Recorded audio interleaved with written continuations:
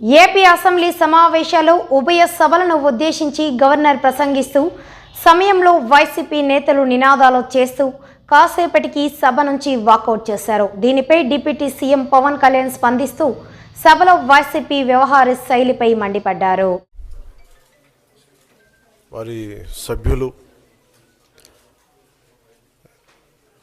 చాలా హుందాగా గవర్నర్ గారు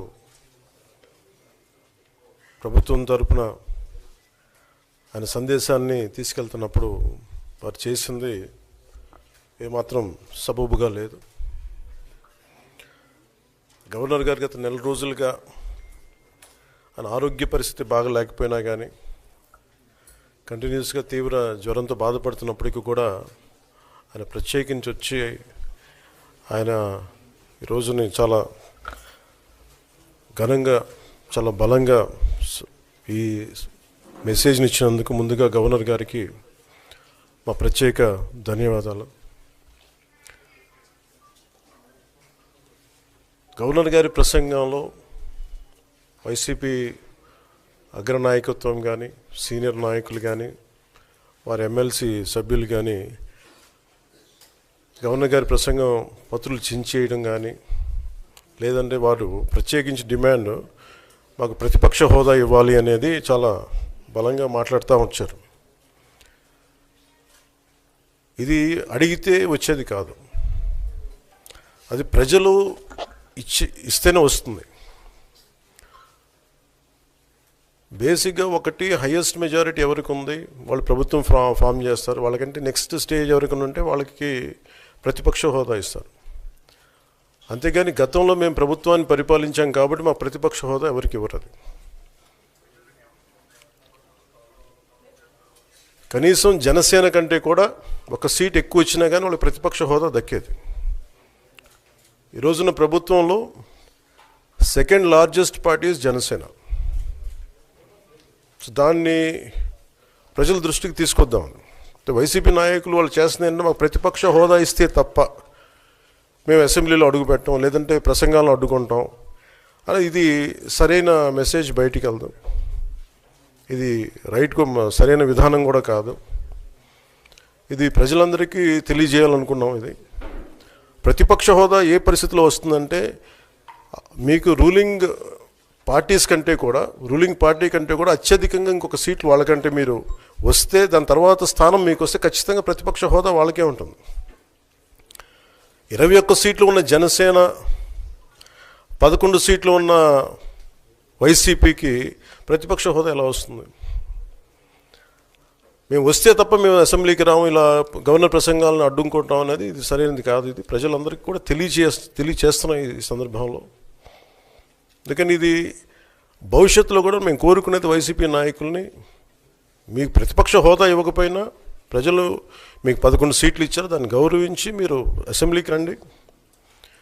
మీ స్థాయికి తగ్గట్టుగా మీకు ఎన్ని ప్రశ్నలు అడగాలో దాన్ని తగ్గట్టుగా ఇస్తారు మీకు. ఇవన్నీ దాటి మన స్పీకర్ గారు కూడా చాలా గౌరవంగా వాళ్ళు 11 సీట్లు వచ్చినప్పటికీ కూడా చాలా గౌరవంతో ఇంతకాలం వాళ్ళకి ఇస్తూ వచ్చారు. ప్రశ్నోత్తరాల సమయంలో కూడా ఆయనకి ఇచ్చారు. గతంలో కూడా ఇవన్నీ ఆయన రావడానికి కూడా ఆయన ఎలా రావాలి, ఏం చేయాలి, దానికి కూడా చాలా ఏమాత్రం ఇబ్బంది పెట్టకుండా గతంలో కూడా చేశారు. ఫస్ట్ మీరు మనకి గవర్నమెంట్ ఫామ్ అయిన తర్వాత కూడా వీటిని దృష్టిలో పెట్టుకొని వైసీపీ కొంచెం హుందాగా వ్యవహరించాల్సిన అవసరం ఉంది. వైసీపీ నాయకులకు కూడా మీకు బాధ్యత ఉంది. గవర్నర్ గారి ప్రసంగాన్ని మీరు ఆ విధంగా మీరు ప్రశాంతంగా విని దాన్ని వచ్చే జరుగుతున్న సమావేశాల్లో మీరు దాని మీద లోటుపాట్లు మీరు చెప్తే బాగుంటుంది తప్ప ఇలా కూర్చోబెట్టి అరుపులు కేకలు ఇది సమంజసంగా లేదు. అంటే అర్ధాంతరంగా ప్రతిదానికి అసెంబ్లీలోకి రాగానే గొడవ పెట్టుకోవాలి, దేన్నైనా విభేదించాలనేది ఇది చాలా లో లెవెల్ ఆలోచన విధానం, లో లెవెల్ స్ట్రాటజీ. అది ప్లీజ్ మీరు అప్గ్రేడ్ అవ్వండి, మీరు అప్లిఫ్ట్ చేసుకోండి, మీరు కూర్చోబెట్టి డెమోక్రటిక్ ప్రాసెస్కి గౌరవం ఇవ్వండి. మనస్ఫూర్తిగా వైసీపీ నాయకులకి ఇది నా విన్నపం, నా విజ్ఞాపన. This what I would like to say. And నిజంగా కావాలి అంటే మీరు ఈ 5 సంవత్సరాల్లో మీరు ప్రతిపక్ష హోదా మీకు రాదు, అది మీరు మెంటల్గా ప్రిపేర్ అయిపోండి. 11 సీట్లతోటి మీకు ప్రతిపక్ష హోదా ఇవ్వబడదు, రాదు. ఎందుకంటే ఇట్ ఈస్ చంద్రబాబు గారు, గౌరవ ముఖ్యమంత్రి చంద్రబాబు గారు డిసైడ్ చేసేది కాదు, జనసేన డిసైడ్ చేసేది కాదు. దానికి రూల్స్ ఉన్నాయి, దానికి రెగ్యులేషన్స్ ఉన్నాయి, నామ్స్ ఉన్నాయి. ఉదాహరణకి నేనే ప్రభుత్వం, మన కేంద్ర ప్రభుత్వం ఫార్మేషన్కి మేము వెళ్ళినప్పుడు పార్లమెంటరీ లీడర్ని ఎన్నుకోవాలి మనం కూర్చున్నప్పుడు, ఎన్డీఏ పక్ష నాయకుడు ఎన్నుకోవాలనుకున్నప్పుడు నేను నాయకుల స్థాయిలో నేను కూర్చున్నాను. అదే నేను ఇక్కడ మంత్రిగా ప్రమాణ స్వీకారం చేసేటప్పటికి నన్ను ప్రధానమంత్రి గారి పక్కన నన్ను కూర్చోబెట్టలా. నేను డిప్యూటీ సీఎం అయినప్పటికీ కూడా అది మంత్రి హోదానే కాబట్టి తిరిగి నన్ను మంత్రులందరూ పక్కనే కూర్చోబెట్టారు తప్ప ప్రత్యేకంగా నన్ను అక్కడ కూర్చోబెట్టలేదు. They very specific rules and regulations నడుస్తాయి.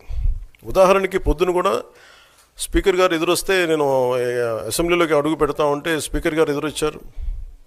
మనకి వచ్చి ఆయన కూడా ఆయనతో పాటు రండి అని వెళ్తుంటే ముందుకు తీసుకెళ్తుంటే నాకు అనిపించింది, సార్ ఇది డిప్యూటీ సీఎంకి ప్రోటోకాల్ ఉండదు, ఓన్లీ ముఖ్యమంత్రి గారు, స్పీకర్, మనకు కౌన్సిల్లో ఉండే చైర్మన్ ఆయనే మీరు చేయాల్సింది తప్ప ఇది మేము ఉండేది కాదని చెప్పి నేనే వెళ్ళిపోయాను. ఎందుకంటే మేమే ప్రోటోకాల్స్ బ్రేక్ ఎందుకు చేయమంటే మాకు లేని ప్రోటోకాల్ మేము అడగం. అలాగే వైసీపీ నాయకత్వం కూడా గుర్తించాల్సింది, ఇది మీకు హోదా ఇవ్వబడదు. ఇది చంద్రబాబు గారు ఆప్ చేస్తేనే కాదు, ఇది ఎవరు ఆప్ చేసింది కాదు, మీకు ప్రజలు మీకు ఇవ్వలేదు. మీకు అది మీరు దృష్టిలో పెట్టుకొని మీరు ప్రవర్తించాల్సింది మనస్ఫూర్తిగా నేను వారిని కోరుకున్నాను. అంతేగాని వారిని ఎక్కడ అవమానం పరచాలని కానీ వారిని తగ్గించాలని కానీ లేదు. 175 సీట్లు కేవలం పాపం 11 సీట్లు ఇచ్చారు వాళ్ళకి. ఆ దృష్టిలో పెట్టుకొని ప్రవర్తించవలసిందిగా మనస్ఫూర్తిగా వారికి కోరుకుంటూ మీకు తెలియజేసుకున్నాను. Thank you.